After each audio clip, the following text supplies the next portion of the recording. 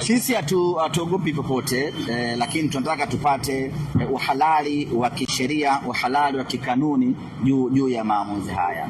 Na changamoto kubwa ambayo imejitokeza ni kuona taarifa ya mabadiliko ya uwanja inatolewa kwanza na klabu husika badala ya mamlaka husika. Tunachofahamu sisi utaratibu ulivyo ni kwamba mabadiliko ya uwanja, mabadiliko ya muda wa mchezo, mabadiliko ya ratiba yanatolewa kwanza na mamlaka husika, kwa maana ya bodi ya ligi.